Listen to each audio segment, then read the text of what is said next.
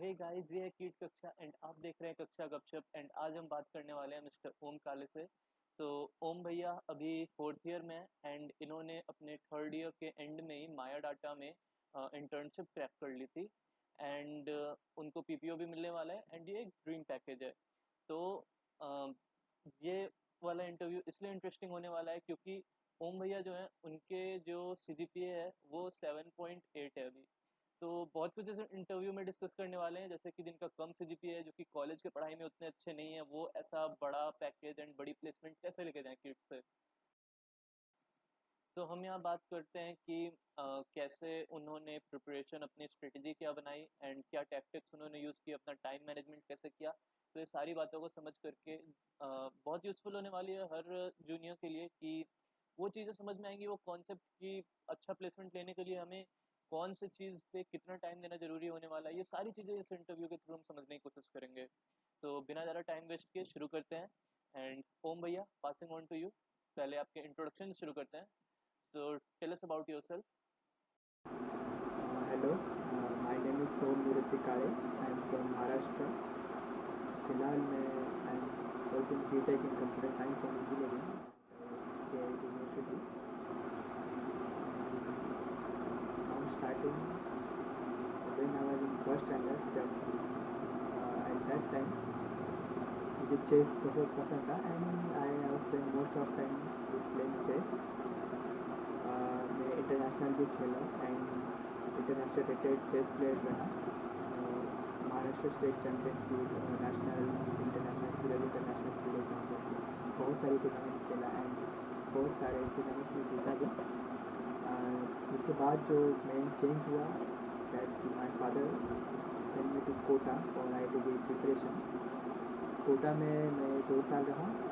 JEE mains clear किया first time से and second attempt मैंने JEE mains and JEE advance clear किया. The time was very tough. मेरा board में 75% नहीं बन पाया था. So that because of that time, because of that मुझे IIT या गवर्नमेंट कॉलेज में नहीं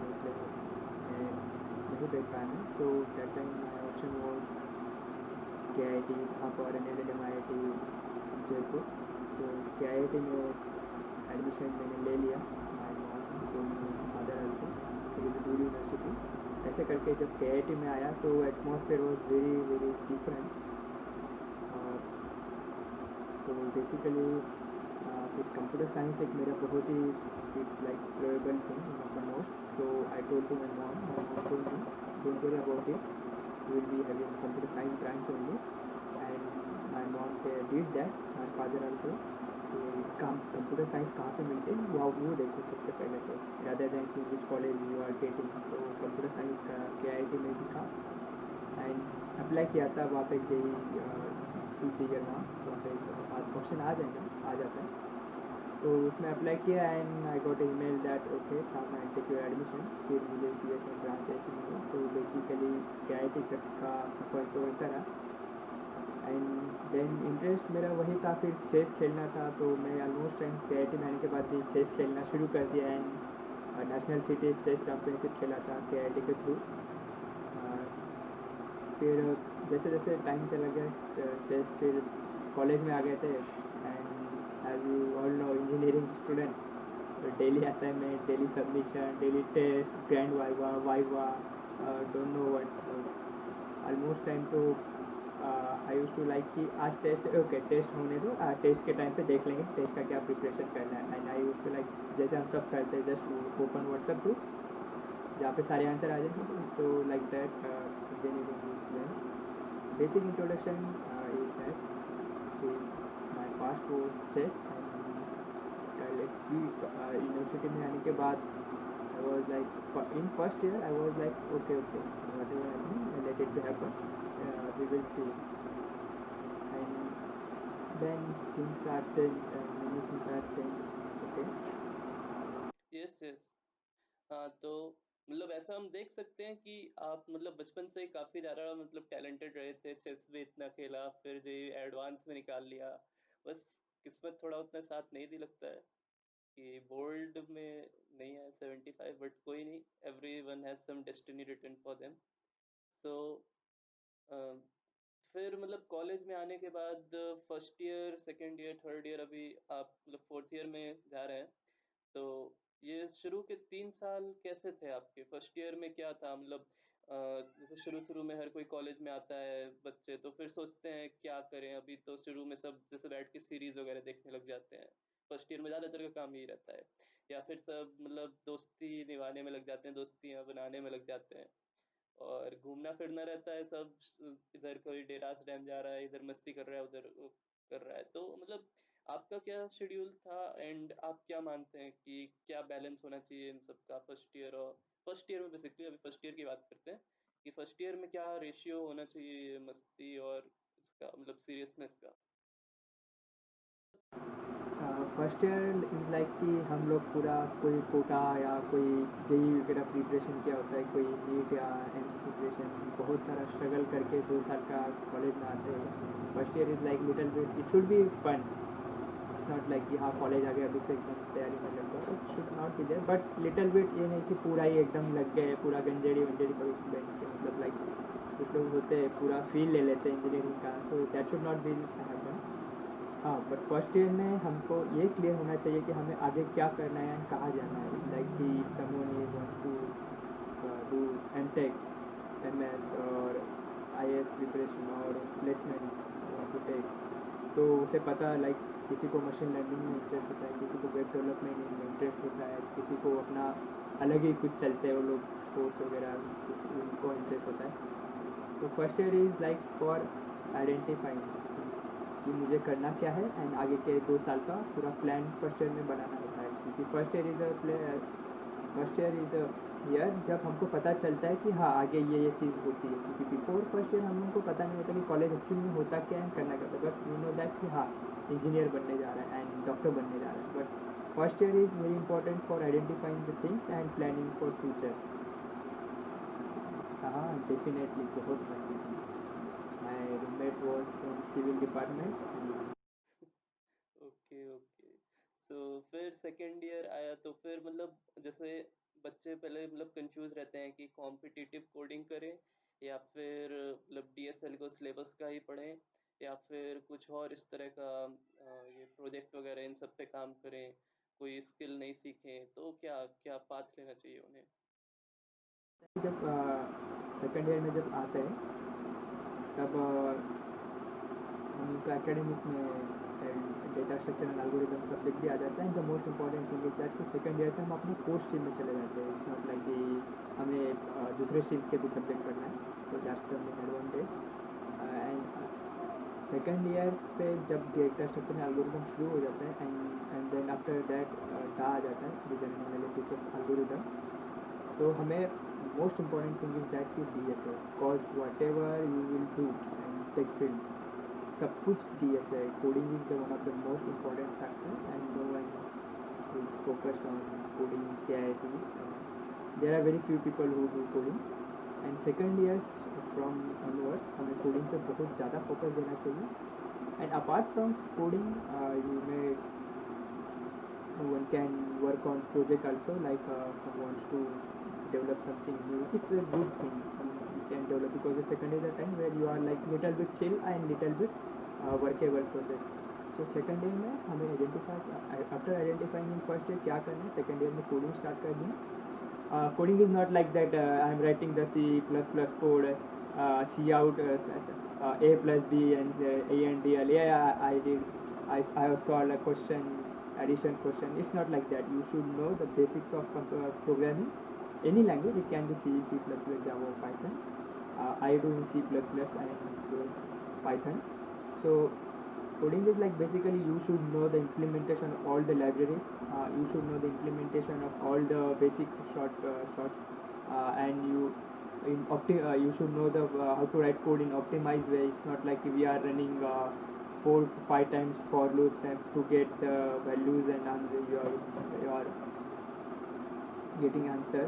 It should not be like that. You should know the optimized way, and you should know the how to solve the question in linear way. Nothing square in square, but you must know the how to write optimized way, code in optimized way. And second thing is that तुम्हें project पे भी काम करना है and you have to acquire the required skills which you will be helping during the placements and in future also while working on any project in company. Okay, so मतलब ये है कि सिलेबस के डीएसए और DA के अलावा बच्चों को और भी कोडिंग में बहुत कुछ सीखने की ज़रूरत होती है। बहुत कुछ मतलब उनको स्किल एक्वायर करना पड़ेगा कि मतलब एक जो कॉम्पिटिटिव लेवल की और जैसे इंडस्ट्रियल डिमांड की कोडिंग है, तो वो चीज़ सिर्फ बुक से नहीं सीख सकते। उसके लिए कहीं प्लेटफॉर्म पे जाना पड़ेगा, थोड़ा रिसोर्सेज से स्टडी करना पड़ेगा और मतलब एक्सप्लोर करना पड़ेगा खुद को ही उस प्लेटफॉर्म में कैसे सेट हो सकते हैं। ओके, सो फिर सेकेंड ईयर तो चलिए तो इन्हीं सब में थोड़ा बहुत निकल गया, थोड़ा बहुत सीरियस ही रहते हैं लोग फिर भी। तो थर्ड ईयर में उसके बाद आते ही फिर क्या चेंजेस होते हैं?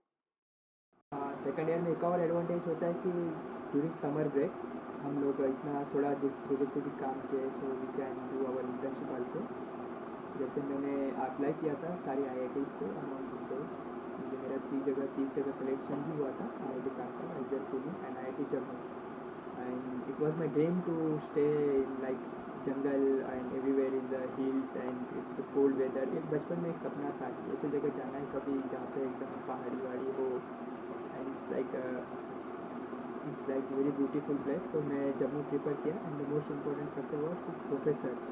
जो प्रोफेसर थे वो काफ़ी सीनियर थे, जो US कनाडा से पढ़े हुए थे, IIT दिल्ली के सीनियर प्रोफेसर थे and I was like very happy for that कि मेरा उनके अंडर वो मुझे सेलेक्ट किए थे।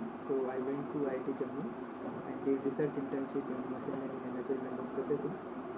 एंड उसके बाद जो वहाँ पे चेंज आए वो थर्ड ईयर में काफ़ी इम्पोर्टेंट हुए, बिकॉज वो होता है ना कि जब तक हम सारी चीज़ें देख ना ले तब तक हमें इम्पोर्टेंस पता नहीं चलता। तो during my research internship I saw the IIT Jammu people are continuously doing competitive coding and they are very good coders, also having much good rating at Coursera and much good at other fields also like open source contributors and बहुत सारे अलग अलग चीज़ें पे वो करते हैं main focus करके।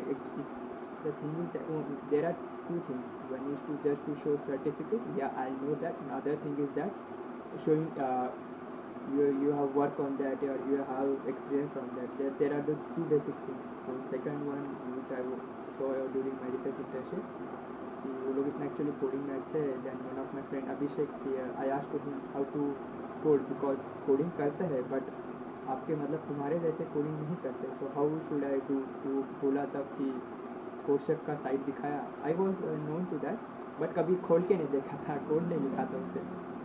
तो फर्स्ट टाइम वो मुझे बोला एंड ड्यूरिंग दैट मैंने फर्स्ट टाइम पार्ट लिया एंड दैट टाइम मैंने कुछ सॉल्व नहीं कर पाया था उसमें। मैं लाइक कि कुछ हुआ भी नहीं था, just I open that, I just red one question, जब अटेम्प्ट दिया नहीं हुआ ओके। जब वो गया फिर मैंने ऐसे जब मैं लैब में काम कर रहा था then I just open that and I saw the pattern of question what like using what is why questions are like using modular, why it's time complex, right time limit is given, why space limit is given. बहुत सारी चीज़ें मैंने observe किया and then I took a course DSA in C++। For मैं जो पढ़ा था C से पढ़ा था and C++ is a good language। After knowing things about it मैंने C++ किया and complete third year. Starting के कुछ दिनों मैंने कोर्स किया। I follow 3 threads together. Like first thing is that just learning on C++ using DSA में channel मतलब जो भी देखता था videos, suppose today is a topic of link list, then मैं वो पढ़ लेता था, उसका क्वेश्चन सॉल्व कर लेता था एंड आफ्टर दैट मैं गिग्स फॉर गिग्स ले लेता था। उसमें जो कोर्स थे जो फ्री है जो मैंने परचेज करके रखे थे फ्री ऑफ कॉस्ट थे, solo placement and must interview solving question. तो मैं वो क्वेश्चन ले लेता था आफ्टर मैंने फ्रॉम जो क्वेश्चन ले लेता था तो मैं उनको अटेंड करता था, सॉल्व करता था एंड मैं कंटिन्यूस थर्ड ईयर में कॉम्पिटिशन में पार्ट ले रहा था competitive coding like Kickstart, Code Jam, Hash Code, कोर्सेफ, इनका कॉम्पिटिशन पार्ट ले लेता and I used to solve question using what I learn yesterday. Suppose link list किया है, just solve on geeks for geeks also and implement it during the competition. So इससे क्या हुआ कि फर्स्ट थिंग इज मैंने सीखा वहाँ से एंड इम्प्लीमेंटेशन भी आ रहा है. And after that, I used to see what others 7-star people are doing, what 5-star coders are doing exactly, how they are running cause running. And जैसे हम लोग मैप यूज़ करते हैं, one thing is that using iterator, second is that using auto for loop, and third thing is just auto I double dot dot and writing that the main using the base address and just it continues the for loop. Like optimized way में लिखना, then ऊपर declaration, like the basic competitive coding जब understand हुआ, then I used to take part in like other competitions also big. I also won many competitions, मुझे कुछ prizes भी मिले, कुछ competitive codes, prediction and code jam also, and it goes for continuously, it goes for 1 year. Then after that मुझे हाँ लगने लगा कि हाँ अब क्वेश्चन हो रहे हैं. देन मैंने कुछ टेस्ट सीरीज भी ले लिया था अमेजॉन एंड फिक्स और फिक्स से, जिसको मैं कंटिन्यूसली सॉल्व करके रहता था. तो कॉन्फिडेंस आ जाता था. मेन थिंग इज दैट कि अच्छे अच्छे क्वेश्चन भी बन जाते थे कि हाँ अरे हाँ वो से कर ले, अरे हाँ why we are doing like, मतलब एक होता है थिंकिंग पावर इंक्रीज होता था. And during the third year apart from coding I also develop a project careerstella.cf, जिस पे मैंने वेब डेवलपमेंट सीखा एंड मशीन लर्निंग के ऊपर काम कर चुका था. तो वो एक टेक्नोलॉजी थी, जो second technology web development. And apart from that what are the basic interview questions, you must read that. So fifth sem is like very important, six sem is also very important for the placement purpose. You must anybody must use for like in very good way. इस तरह third year भी हो गया. Okay, सो आपने एक certificate के बारे में बात की, तो उसके बारे में बताइए कि मतलब सर्टिफिकेट जैसे बहुत से लोग होते हैं वो क्या करते हैं कि टॉरेंट से कोई भी इंटरनेट से कोर्स मतलब पेड वाले डाउनलोड कर लेते हैं, फिर उससे सीख लेते हैं, अपना इम्प्लीमेंटेशन कर लिए, बट फिर वो सर्टिफिकेट नहीं लेते हैं उस चीज़ का. तो सर्टिफिकेट प्लेसमेंट के टाइम पे ज़्यादा ज़रूरी है, या फिर वो स्किल वो पोजेस करके रख रहे हैं, वो उसी को मतलब बता देंगे कि हाँ हमें ये आता है, हमने ये यहाँ से सीखा है, बट मेरे पास सर्टिफिकेट नहीं है. तो ये चीज़ मतलब क्या करना चाहिए उन्हें एग्जैक्टली? हाँ, जब इंटरव्यू के टाइम पे जब बोलेंगे कि आपने क्या किया है, दे विल नॉट आस्क कि क्या कोर्स किया है, सर्टिफिकेट दिखाओ. They don't trust certificate. वो सीधा पूछेंगे कि आपने क्या किया है. If you are able to say tell them about your details about your project and main thing is that about your algorithm, that's the best thing. तो मतलब ऐसा सर्टिफिकेट किसी मतलब कोर्स वाले साइट से रखने का कोई मतलब नहीं है, आपको नॉलेज होनी चाहिए, certificate doesn't mean anything. Okay. Okay, so और फिर कॉम्पिटिटिव कोडिंग आपने शुरू किया सेकेंड ईयर के समर वेकेशन में, मतलब तब आपको जाके रियलाइज हुआ कि हाँ कॉम्पिटिटिव कोडिंग मतलब इज अ सीरियस स्टफ. तो उसके बाद से फिर आपने मतलब थर्ड ईयर तक आपने पूरा थर्ड ईयर कॉम्पिटिटिव कोडिंग किया, तब जाके आपको मतलब लगा कि हाँ अब जाके क्वेश्चन सॉल्व हो रहा है. सो मतलब कॉम्पिटिटिव कोडिंग में ये चीज़ तो हाँ सब बहुत फेस करते हैं कि शुरुआत में क्वेश्चन लगते नहीं है, इस वजह से मतलब दे गिव अप. तो उस चीज़ से कैसे मतलब क्या करना चाहिए उन्हें कि इतने इजीली गिव अप ना कर दें सर? कोई भी मतलब नहीं, नॉलेज हमसे एग्जैक्ट. ओके, सो मतलब एकदम अगर कोई बिगनर रहे तो पहले वो अपना सिलेबस का पहले डीएस एल्गो वगैरह सब समझे, उसके बाद फिर उसे हैकर रैंक जैसे प्लेटफॉर्म या फिर डायरेक्ट कोड शेफ कहाँ आना चाहिए? लाइक कि मैं बहुत सारा क्वेश्चन करता था लाइक लॉन्ग चैलेंजेस और इन. तो वहाँ पे क्या होता था कि क्वेश्चन बन जाता था मेरे से, पार्शियल मार्किंग में मिल जाता था. But after that I to search कि एक्चुअली जैसे बीट मैनिपुलेशन के ऊपर बहुत क्वेश्चन आएगा. And the most important thing is that one should know mathematics. It might been probability and सारा मैथमेटिक्स के सारे बेसिक कॉन्सेप्ट क्लियर होने चाहिए first thing that for competitive coding.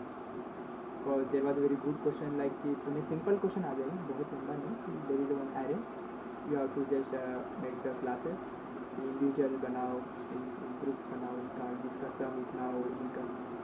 One should know the mathematics. And if you are I think that bit manipulation question, तो bit manipulation बहुत important है competitive coding के लिए. तो फिर मैं गूगल यूट्यूब पे जाता था कि what exactly happening, why this is what exactly happening, what is the reason behind that. तो कुछ ना कुछ हिंट मिल जाता था कि यहाँ पे ऐसा सम होता है, वहाँ पे हम लोग ये कर सकते हैं, वहाँ पे हम लोग वो वाला, वहाँ पे स्पेसिफिक एल्गोरिदम्स भी होते हैं, माउस एल्गोरिदम्स हो गया या कुछ और भी, मतलब बहुत सारे स्पेसिफिक एल्गोरिदम होते हैं जो उस क्वेश्चन के पीछे यूज़ हुआ होता है। तो दैट्स द इम्पॉर्टेंट थिंग है, हमें बस उसको हिट करना है कि उसको क्या यूज़ क्या हो रहा है एक्चुअली, बस than that take that algorithm use, या उसका बैकग्राउंड भी पता होना चाहिए कि नेक्स्ट टाइम अगर कुछ उसके रिलेटेड क्वेश्चन आया तो हमें बन जाना चाहिए, that should be there. And जैसे तुमने बहुत अच्छे से बोला, बहुत अच्छा बोला कि सब लोग गिव अप कर देते कुछ बन नहीं रहा इस वजह से, तो उससे बस एक चीज़ है कि keep doing, it's not like कि हो रहा है नहीं हो रहा है। And most important thing is that कि कीप डूइंग, अगर कोई क्वेश्चन नहीं बना उसका सॉल्यूशन देखो, उसे इम्प्लीमेंट करो, एंड उसको कहीं लिख के रखो या कोई नोट्स बना के रखो कि अगर नेक्स्ट टाइम ऐसे कुछ क्वेश्चन आ जाता है तो हमें बनना चाहिए।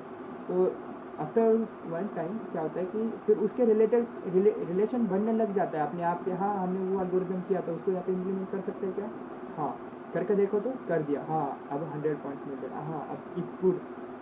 तो इस तरह से क्या होता है कि हम लोगों का बनते जाता है, फिर एक टाइम के बाद आता है कि एल्गोरिदम्स भी बन गए, शॉर्टकट्स भी पता चल गए कोडिंग के, हम लोग का एनालिटिकल पावर भी बढ़ गया। तो एक टाइम जैसे एक मोमेंटम होना चाहिए अपने पास, इट्स नॉट लाइक दैट कि फर्स्ट अटेम्प्ट पे सारा हो रहा है, दैट शुड बी नॉट, मैं तो सीखोगे कैसे। सो मतलब थर्ड ईयर पूरा आपने मतलब कितना घंटा देते थे कोडिंग के ऊपर? What should be an optimum time? Like कि मैं क्लासेस, ओके, क्लासेस के ऊपर मेरा बिल्कुल फोकस नहीं था, तो मैं क्लासेस कम जाता था, तो I use to store that time दिन में लैब वगैरह करके, जैसे इवनिंग में टाइम पे आता था। एंड एक डेली कंपटीशन रहता था जो ड्यूरिंग ये टाइम पे रहता था, 7 o'clock टू 10 o'clock, जिसमें मेरा डिनर बहुत बार मिस हुआ है। एंड मोस्ट ऑफ टाइम मेरे जो दो फ्रेंड्स थे, ऋषिता एंड राज, वही मेरा खाना लेके आते थे। एंड एट नाइट मैं वही प्रैक्टिस करते रहता था कि हाँ ये क्वेश्चन को कैसे अच्छे से किया जा सकता था। एंड मैं वही GFG पे भी प्रैक्टिस करते रहता था, रोज़ का डेली अपना कुछ ना कुछ करते रहो, या कोई और अच्छा क्वेश्चन लगा कि हाँ वहाँ पे कोई क्वेश्चन रीड कर लिया, या जैसे हम लोग कहीं सर्च कर रहे हैं या कोई अच्छा क्वेश्चन मिल गया तो उसके ऊपर थिंक करता था।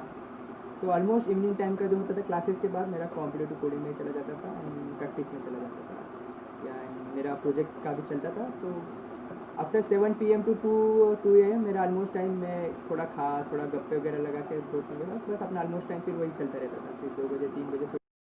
सो इधर आपके मतलब दोस्त वगैरह भी आपके साथ ऐसे ही कोडिंग वगैरह करते थे? नहीं नहीं, मेरा रूममेट है जो कम्प्लीटली फोकस ऑन बिजनेस, उसके पास बिजनेस है, उसने तो प्लेसमेंट का फॉर्म भी नहीं भरा है। एंड अनदर फ्रेंड जो उसका MS वगैरह का कुछ प्लान है, तो वो अपना कोडिंग के लिए डेडिकेटेड होता है। लेकिन हाँ, लेकिन वो मुझे बहुत सपोर्ट करते थे, this people use to always there, like कि मेरा ब्रेकफास्ट भी लेके आते थे मोस्ट ऑफ द टाइम, अच्छे थे, सपोर्टिव थे मुझे। मतलब supportive roommates are necessary for good मतलब डेवलपमेंट। ओके। सो तो फिर मतलब इतना प्लेसमेंट के लिए और फिर क्या आपने देखा? एक तो हाँ, पहले ये चीज़ देखते हैं कि आपका मतलब डेली रूटीन में कितना परसेंट ऐसे कॉम्पिटिटिव कोडिंग पे रहता था, उसके बाद ML कितना आप पढ़ते थे? ML मैंने मोस्ट पूरा सेकंड ईयर के टाइम पे कंप्लीट 4 सेम मैंने ML पढ़ी। उसके बाद मैंने, जैसे मुझे बहुत अच्छा लगा कि माइक्रोसॉफ्ट एंड पार्टनर में जब ज्वाइन हुआ, अंशुदीप ने, अंशुदीप जो लेके आया कम्युनिटी, उसमें ज्वाइन हुआ। एंड अभिनव या आकाश, तुम्हारे सबके मतलब ऑल ऑफ देम, उनके साथ जब काम किया तब एक चांस मिलता था कि सारा चीज़ रिवाइज मारूँ, ताकि पढ़ाना था तो उसके टाइम पे पढ़ा, रिवाइज मार लिया। एंड ऐसे होता था कि कभी कभी उसके रिसर्च इंटर्नशिप के रिलेटेड कुछ मिल गया नॉलेज, तो फिर मैं अपना फिर खोल के बैठ जाता था कि हाँ हमने ये काम किया था, यहाँ पे ये करते तो कैसे रहता। तो बस ये रिविजन होता था इसी तरह से।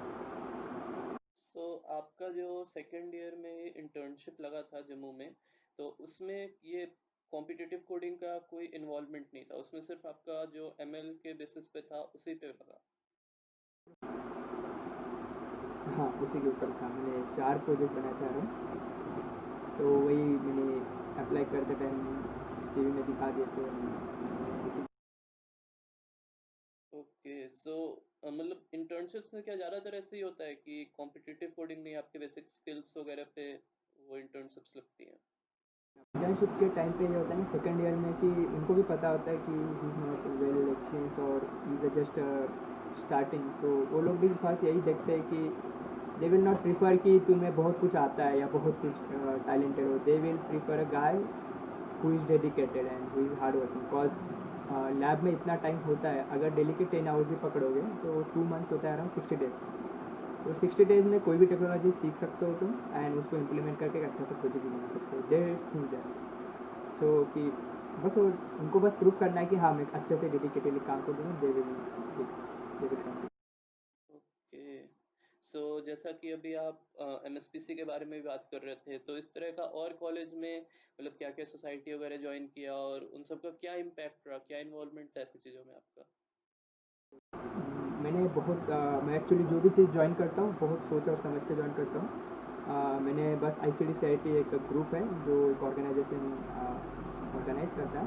मैं बस सेकेंड ईयर में उसका मेंबर था एंड उसके अलावा मैंने फिर कहीं पे अप्लाई नहीं किया. Cause having so many societies don't mean that कि तुम्हें मतलब बहुत सारा काम करना है. You should be focus on one should be focus on their target like कि हाँ मुझे ये चीज़ करना है, उसके लिए क्या रिलेटेड है, तो उसके लिए मतलब कौन सा सोसाइटी रिलेटेड है तो वो आइडेंटिफाई करना आना चाहिए. कौन सा फ्रेंड रिलेटेड है, कौन मतलब हर चीज़ को हमें फोकस करना चाहिए ना कि इट्स लाइक ओपन कि हाँ यार चलो चलो चलो. It's not, it should not be there. And Microsoft learn partner is a very very great place जहाँ पे किट के सारे क्रीम लोग हैं फिलहाल, जो सारे talented and cream as of now जो मैं ऑब्जर्व किया वो सारे अच्छे लोग हैं. तो मैंने भी ट्राई किया and she did with me. तो वहाँ पे मुझे बहुत सारे जैसे सारा ही अपना मतलब एक कम्युनिटी है जहाँ पे अराउंड 20 पीपल है. बहुत अच्छी जगह है जहाँ पे सिर्फ इनोवेटिव चीज़ें research and also so many good things happen. And one of the most important factor is Niket भैया भी वहाँ पे थे. निकेत भैया को मैं अच्छे से स्टार्टिंग से जानता हूँ कि वो जो भी काम करते हैं सपोज कि वो एक अच्छा काम ही करते हैं मतलब इनोवेटिव वे में ही. तो मैं ट्रस्ट रखते फिर ज्वाइन हुआ. सारा वहाँ पे अच्छी अच्छी चीज़ें सीखी, वहाँ पे काम भी किया बहुत सारा बहुत लोगों के साथ जहाँ पे एक कम्युनिटी अच्छा सा रहा. अच्छा लगता है कि अच्छे कम्युनिटी पे जाने के बाद एक मोटिवेशन सा मिलता है. इट्स नॉट लाइक दैट कि मैं बाकी सोसाइटियों को ख़राब नहीं बोल रहा हूँ. They are very good at their place. एक मैं अपने पॉइंट ऑफ व्यू अपने ओपिनियन में बोल रहा हूँ कि MSc is a good place. You should must keep in touch with. Okay. So अभी कुछ अभी जैसे ये कोरोना का टाइम चल रहा है, तो इसकी वजह से अभी क्या इम्पैक्ट आने वाला है ये प्लेसमेंट में और इंटर्नशिप्स बच्चों के पाने में, इस बारे में क्या आपका सोचना है? Like MNCs like Google, Microsoft, and Facebook, most of the companies, US-based companies, they have cancelled their projects, and so many of people have already laid off from jobs. अभी फिलहाल ग्लोबल क्राइसिस भी है. This is a very tough time for all over the world. जहाँ पे अभी फिलहाल one should be stay positive and one most important stay safe. Placement पे काफ़ी असर होगा उसका. काफ़ी कंपनीज भी नहीं आएंगी हो सकता है, but one should not B worry. जैसे ये ख़त्म हो जाएगा सारा टेकअप हो जाएगा एंड सारा चीज़ अच्छा अच्छा होने लग जाएगा. But for now you should stay must stay safe and positive. Okay. So मतलब अभी जो फ्री टाइम मिल रहा है उसका एकदम परफेक्ट यूटिलाइजेशन करके रेडी रहना चाहिए आने वाले चैलेंजेस के लिए. सो अभी कुछ इस अपने इंटरव्यू जो आपका हुआ, पहले तो ये माया डाटा से पहले और किसी भी इंटरव्यू में बैठे थे आप? माइडाटा के पहले मैं ऑफ कैंपस बहुत जगह अप्लाई किया था फॉर समर इंटर्नशिप जहाँ पे companies like Microsoft, HSBC, JP Morgan and Chase and so many almost around Intuit, like around 30 to 30 plus company जहाँ पे मैंने अप्लाई किया था समर इंटर्नशिप के लिए. मैंने मोस्ट ऑफ जैसे HSBC के लिए मैंने फाइनल 7th राउंड किया, इंटरव्यू तक गया था. माइक्रोसॉफ्ट में भी मैंने उसका टेस्ट क्लियर किया था एंड मैंने JPMC में भी मैंने उनका टेस्ट क्लियर किया था. बहुत सारी जगह पे अलग अलग जगह पे मैंने अप्लाई किया था, उनके टेस्ट दिए थे. काफ़ी बैंक्स में भी अप्लाई किया था, टेक प्रोडक्ट पे सर्विस टेक फिनटेक सारी जगह मैंने अप्लाई किया था. उनका टेस्ट दिया था एक वे जानने के लिए कि कौन सा मतलब प्लेटफॉर्म क्या यूज होता है, what type of questions they ask. Most of the companies took my psychometric test also. तो ये सब से जाने के बाद एक थिंक बन जाता है कि एक उस तरह से थिंक करने का प्लेसमेंट राउंड में जैसे क्वेश्चन आते हैं उस तरह से मतलब एक ट्रैक डायरेक्शन मिल जाता है. I am very happy that कि each and every rejection was direction for me. Okay, so ये सब प्लेसमेंट वगैरह, मतलब ये सब जो आप बात कर रहे हैं, इन सब के लिए तो शायद फोर्थ ईयर में होना जरूरी होता है ना, बैठने के लिए। नहीं नहीं, समर थर्ड ईयर के बाद जो इंटर्नशिप होगा समर, उसके लिए तो तुम थर्ड ईयर में ही होना चाहिए. ओके, सो थर्ड ईयर में भी बैठ सकते हैं। ओके, ओके, सो उसके बाद मतलब किट की तरफ से पहला जिस इंटरव्यू में आप बैठे वो माया डाटा ही था, एंड क्रैक कर दिया इसे भी आपने। तो मतलब इससे पहले किट में अभी और इस वक्त कोई कंपनी आई ही नहीं थी, या फिर आई थी और आप उसमें बैठे नहीं थे? कंपनीज तो एक दो आई थी जो 9+ CGPA वालों को बैठने के लिए अलाउ किया था. So I was not able to sit there. My CGPA 7.8. So अभी थोड़ा बात कर ही लेते हैं फिर ये सीजीपीए और इस ये जो हमारी क्लासेस हैं इनके बारे में भी थोड़ा बताइए कि कितना इम्पोर्टेंट है क्लासेस अटेंड करना, कितना इम्पोर्टेंट है सीजीपीए मेंटेन करना। It depends. CGPA उतना इम्पोर्टेंट नहीं है. इट डोंट मीन दैट कि हमें तो बस 5 CGPA लाना है, पास हो जाना है, बस that's it. It should not be there. CGPA 7. In my case, in my case, my CGPA is 7.88, but I was happy. But one should must have 8.5+ CGPA to seat almost all companies like. हाँ, but अगर तुम्हारा competitive coding अच्छा है, rest of the things अगर अच्छे हैं, तो तुम्हें one should not worry about CGPA.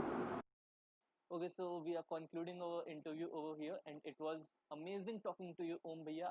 आपके थ्रू हमें बहुत सारी चीज़ें का डाउट क्लियर हुआ and it was so fun talking to you. हमें भी बहुत सारा कॉन्फिडेंस गेन हुआ कि अगर हम हार्ड वर्क करते रहें, डेडिकेशन के साथ लगे रहें, तो what all we can achieve. So तो इसी के साथ आप लाइक करिए, सब्सक्राइब करिए एंड शेयर करिए इस वीडियो को. एंड आप कमेंट करके हमें और भी डोमेन्स बता सकते हैं कि हम अपने और जो इंटरव्यूज़ हैं वो किस किस डोमेन के प्रोफेशनल्स के लेकर के आएँ. और आपको जो भी हमारे चैनल के लिए इम्प्रूवमेंट सजेस्ट करना हो वो भी आप कर सकते हैं. सो कीप वॉचिंग कीट कक्षा. Bye bye.